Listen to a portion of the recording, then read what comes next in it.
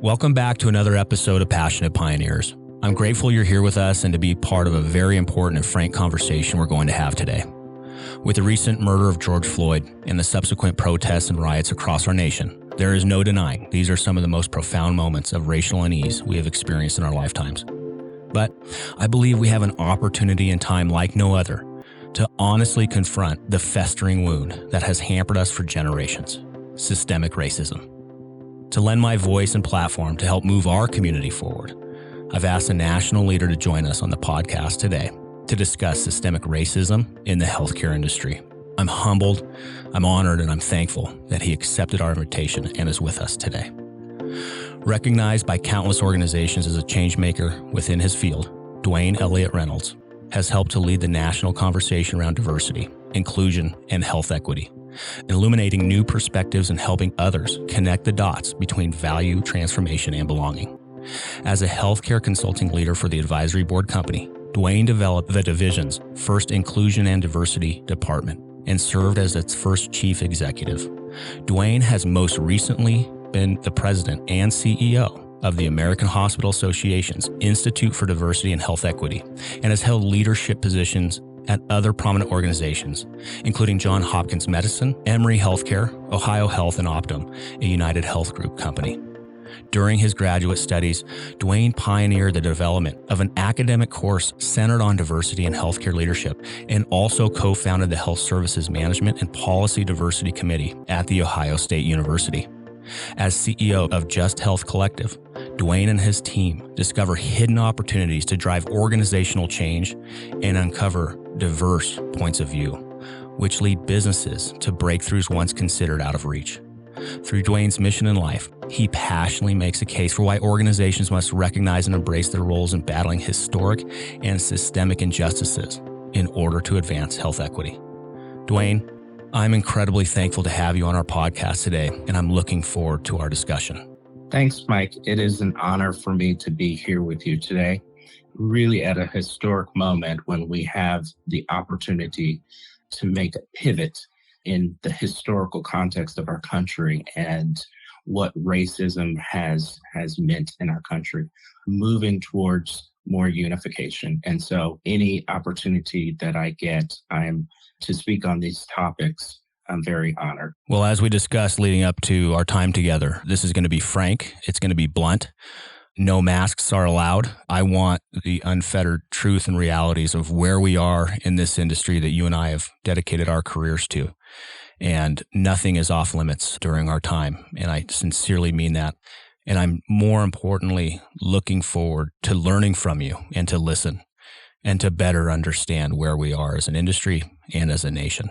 So with that, Dwayne, in your recent blog post, you mentioned that statements from healthcare chief executive officers espousing support for racial justice have divorced their healthcare organization's responsibility for deconstructing systemic racism at an institutional level. Can you unpack that a bit more for us to better understand what you mean and what you are experiencing, given your expert view? Sure. So a point of clarification, it is exceptional to have the solidarity from CEOs across many industries. It's been important to send the message out specifically to communities of color and the African American community in particular. What my concern is that statements are only words on paper. We have to understand what the next action will be. And in some of the statements that I've read, I have been concerned that some CEOs may not understand that part of the work that has to be done is inside of their institutions, not just work in the criminal justice system or police department. It's quite frankly all sectors, understanding that in order to make change, we have to clean up the inside of our institutions. And what I mean by that is we have to look at the policies, we have to look at procedures and processes that may be in place that have perpetuated institutional racism and disparities that lead to health inequity. Well, thank you for that. And I appreciate that insight because your blog post was very eye opening and I appreciated all the words in it. Well, before we dive in a little bit more into specifically the healthcare industry, Dwayne, can you help us better understand what is the difference between individual racism versus structural racism? Sure, I'd definitely like to give a little context there because there is a macro level view all the way down to the individual person view. So at the macro level, we're talking about deconstructing structural racism that, quite frankly, was built into the fabric of our country as we erected policies, institutions that were, quite frankly, built based off of the dominant culture of white Americans. And so we have to understand that this is much deeper than just an individual who may express racist behavior or actions. So at the macro level, we're talking structural. But then when we come down to the next level, we have to look at the institutions that make up our society. So education, banking, political, healthcare, criminal justice, housing, all of these institutions are not immune to racism. Racism was built into them. And so, in order to really unpack and deconstruct, we have to be focused at an institutional level. The next level down is about the individual. And that's about me and you figuring out our own internal biases that have been created because of how we've been conditioned, what we've been taught. Some of it not even consciously. It's the messages that are perpetuated through media. It's the messages that we're told about, what it means to be male versus female, what it means to be Black versus white, what it means to be heterosexual versus homosexual. All those messages that condition us to act in a certain way. And they help to create biases. Those biases may be unconscious, meaning we don't even think about what type of decisions and thoughts that we have about people. It's sort of automatic. So this is, thinking about, as a white woman, perhaps walking down the street and you see an African American male coming your direction and you may cross the street because you have a fear response and you may not even understand why, but you do. So at the individual level, we have to unpack our own issues. And this is very reflective, very introspective work that we have to do to really unpack our own biases and our own issues with race and other categories of potential discrimination and bias is really what we've got to be looking at: structure, institution, and individual. And I know this is a very big question, but I got to ask it. How do we start? Where do we start? With whom? What institutions? Is it education? Is it in the family home? Is it our religious institutions? How do we start that process, Dwayne? Yeah, it's a very good question. And a lot of people tend to get overwhelmed when thinking about all of the work that has to be done, when learning about all of the levers that have to be pulled. This work has to be done concurrently, but I really think it starts at an individual level, educating yourself, listening to the lived experiences of diverse individuals. And when I say diverse individuals, I'm not just talking about race. I also consider, and most people in, the diversity and inclusion space will tell you, white folks are a part of diversity. You have characteristics that are intrinsic to who you are that make you unique. So we have to listen to the experiences of everyone. But right now, our focus has to be on listening to the experiences of African Americans because we are perhaps one of the most marginalized groups in this country because of our storied history.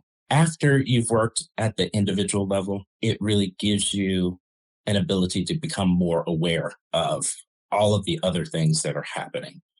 And so in healthcare organizations, we'll just stick with our industry, it's beginning to look at what does our operation, the core business, how does it serve communities? How are we actively or inactively causing disparities by virtue of the system that we have set up, not serving those most in need? And for many years, as you know, we've been in a financial realm with healthcare where we're paid based off of the volume that comes in the door, the fee for service model. But in reality, that doesn't always lead to the best outcomes, the best experience, and it certainly produces more cost, which most of your listeners are fully aware of. But when we think about moving towards value-based care is really about understanding populations and what they need in order to be well. And so the incentives to move towards value-based care actually help to move us also towards building health equity, because we start to focus on things like the social determinants of health, like our social needs of the patients that are coming to our organizations, and how we partner with community organizations. So when I talk about those things, those are core to the business of healthcare. The decisions we make to place a ambulatory site or a clinic in a specific neighborhood has real implications for access for underserved communities. And so we have to be able to thread the conversation of health equity into all aspects of a healthcare organization. And only when we do that from that health equity lens will we really begin to dismantle and deconstruct what inherently is a racist system based off of the structure that was built over hundreds of years. Well, and that tees up an area that I'd love for us to learn from you. And that's the historical context of systemic oppression and injustices in healthcare. Can you share a bit more regarding that and what we can learn from it to move forward? Yes. I'll take this from the African American perspective, but know that there are many other marginalized communities that also have very storied histories with their interactions in healthcare. And so when we think about the African American experience, we have to really go back and look at the historical actions that have happened that really set up how African Americans view the healthcare system. Quite frankly, most don't trust it. And that has real implications for how we're able to really take care of those communities. So one of the things that I myself learned over the last few years was that the first experiment that led to modern day gynecology was performed by James Marion Sims. And so he created tools and surgical techniques for women's reproductive health. And he's really known as the father of modern gynecology. Well, Sims actually conducted tests and research on enslaved Black women, and he conducted surgical procedures without anesthesia. And so that is part of the history of the healthcare system interacting with African Americans. We also should note and talk about this Tuskegee syphilis study, in which African American males were actually injected with syphilis and not told that they were actually being experimented on and given syphilis.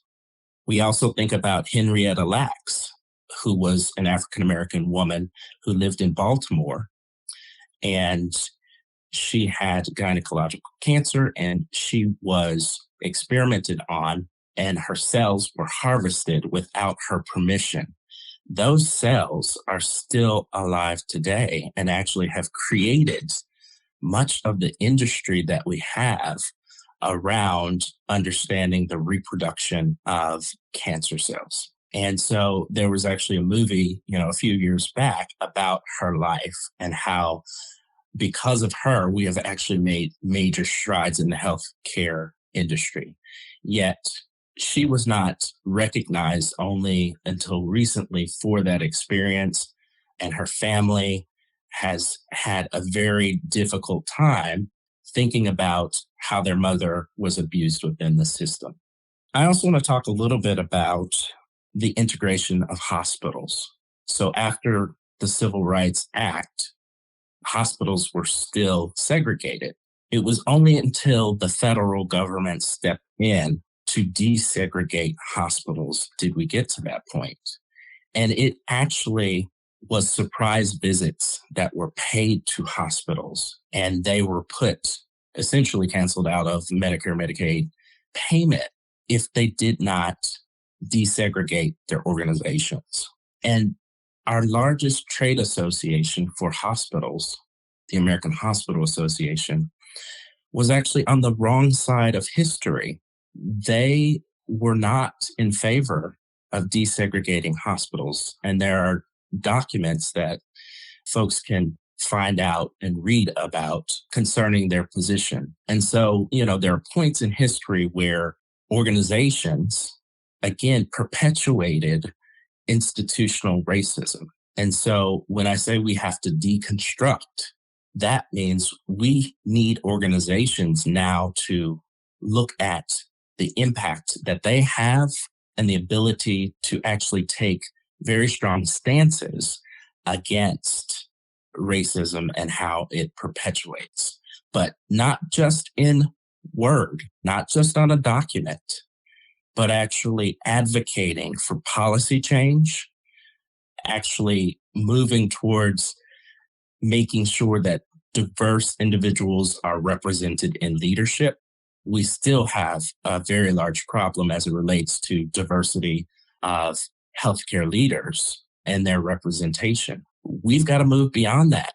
Now is the time to actually take a hard stance and say, we have to have diverse representation that understands the lived experiences of our communities in order to really make change. So that's a little bit about the history of hospitals and healthcare organizations. And that matters. It matters because it helps us understand our current day reality. And it helps us understand the mistakes that were made and how we can hopefully prevent those same mistakes from being perpetuated again. Well, thank you for that historical context, Dwayne. And you're right. It does help give context to where we are in current day in this industry. And during this recording, we are still in the heat and in the crucible of COVID-19 and this pandemic.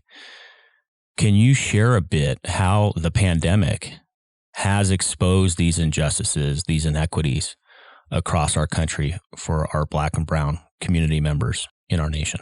Absolutely. I remember, amid the pandemic, I actually wrote a blog post about the fact that health disparities were going to be exposed during this pandemic. And this was before a lot of the statistics started to roll in. And the reason I knew that is because we've always had underlying health disparities. We've always had social determinants of health which contribute to the overall health and well-being of communities. And so those of us who work in this particular field knew what was coming. And so it's now been exposed at a national level, more so than I think it has ever come to the forefront. It's just unfortunate that we have to lose lives in order to really begin to understand these systemic issues. I mean, we look at cities like Chicago, where the death rate among African Americans was 72% based off of the COVID cases that were happening. But African Americans are only 30% of the population in Chicago. And the story repeats itself. In Louisiana, 70% death rate among African Americans who suffered from COVID, but yet they're only 32% of the population.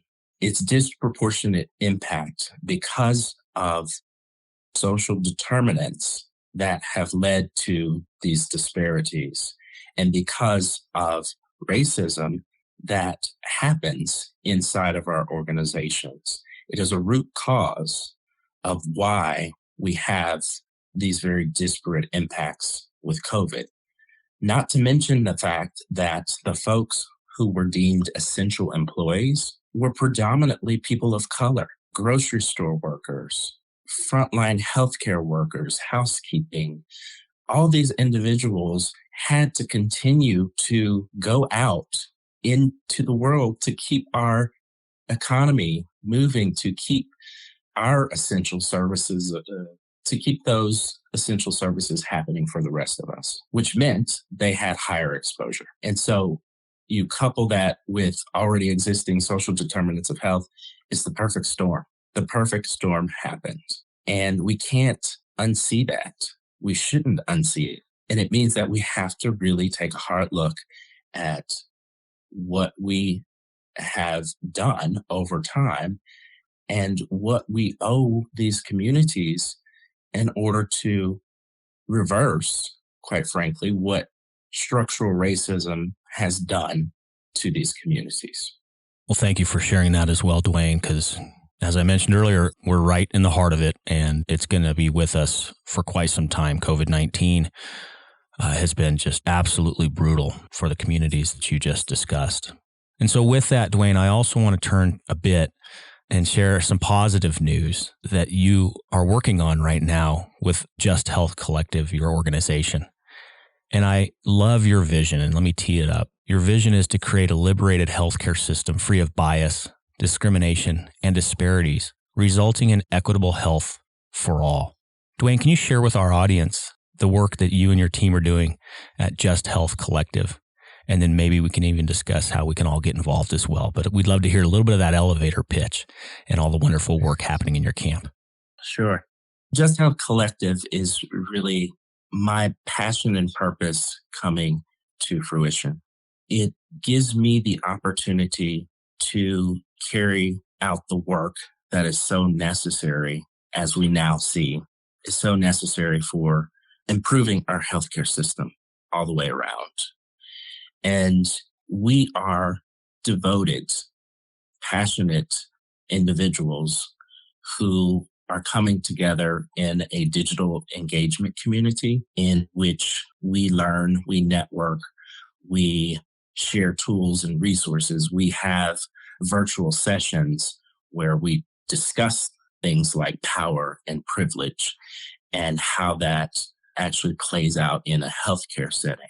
And so I'm building a community of individuals who are there to help each other grow and learn so that we are then able to take that back to our organizations to continue to advance their capacity for learning, understanding, and change. And the second part of Just Health Collective is our consulting service offerings.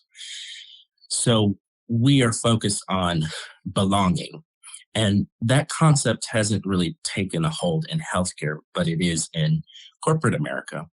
But belonging in healthcare means that we are focused on the intersection of health equity, diversity, and inclusion, because all of that matters to transforming the system.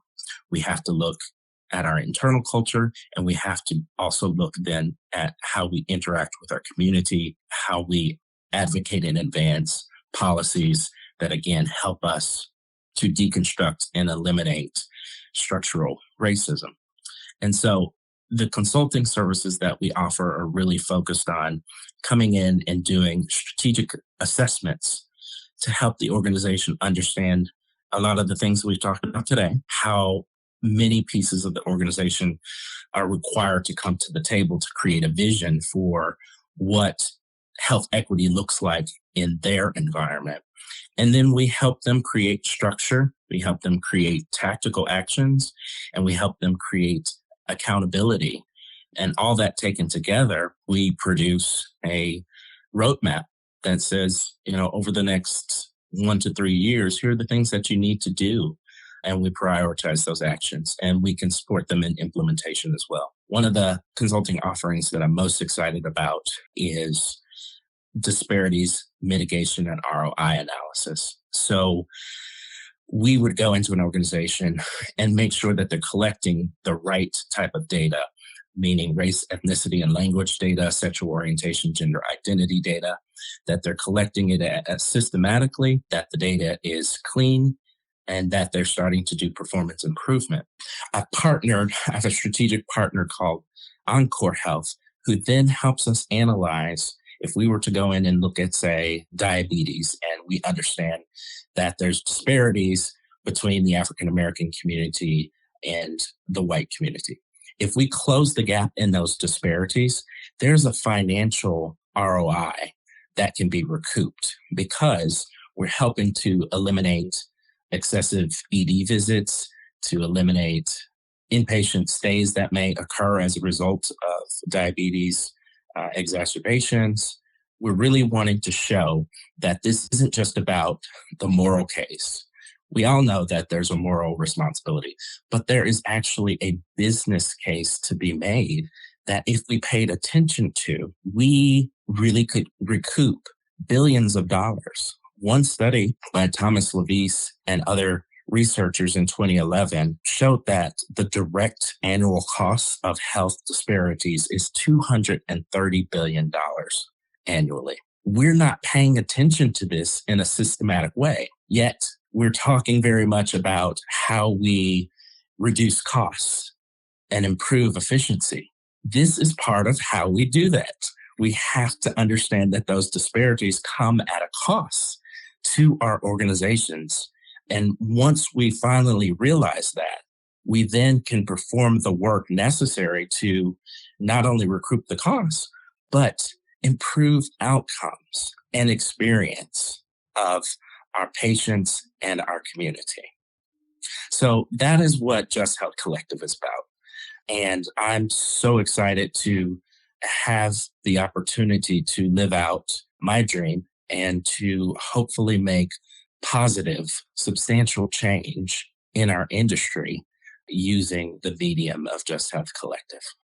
Well, it's very important work, and your mission and vision is so inspiring, Dwayne. Where can our community get a hold of you and your team online, some connectivity points, social media or otherwise? Where can we find more online to get a hold of you? We are located online at www.justhealthcollective.com. We are also on LinkedIn. Certainly people can connect with me on LinkedIn. And we also have an email address that people can reach out to, and that's info@justhealthcollective.com. And we'll also have an article posted in our free global online community, passionatepioneers.com, with all of these contact points. And Dwayne is one of our community members on our global online community and has always been active over there. So thank you for your opportunity to connect in the community over there as well, Dwayne. And so to our community listening in, you can have a direct line to Dwayne to ask questions, give feedback, or otherwise from this episode over at, again, passionatepioneers.com, our free global online community. So thank you for that, Dwayne. And of course, talking to a lot of healthcare executives that aren't not just rallied around this podcast, but just in my daily work, it's up to you. We're seeing a lot of executives in corporate America stand up and take a firm line in regards to being part of the solution and no longer being complicit or silent. And so I'm asking and hoping that a lot of my colleagues and peers in our industry will take Dwayne up on all that he shared today and make real, lasting change within our industry. Now is the time, and you are the leaders to do it. So, Dwayne, thank you again for being with us today, for sharing your truth and for sharing your perspective with our community, especially during these trying times for our nation. Know that you have a whole team over here rooting you on. Continue to keep us posted with all the wonderful work happening, not only for you personally, but with Just Health Collective. But again, thank you for all that you're doing, and thank you for lending your voice to our community. Thanks, Mike, and thank you for lending your platform to get out the message. It's critically important that at this point in our country's history that we have allies and champions. And that is actually what makes me hopeful for the future. You know, as we look out into our country and the protests that are happening, it's not just African Americans who are there. We have allies, and that is what this country is built on.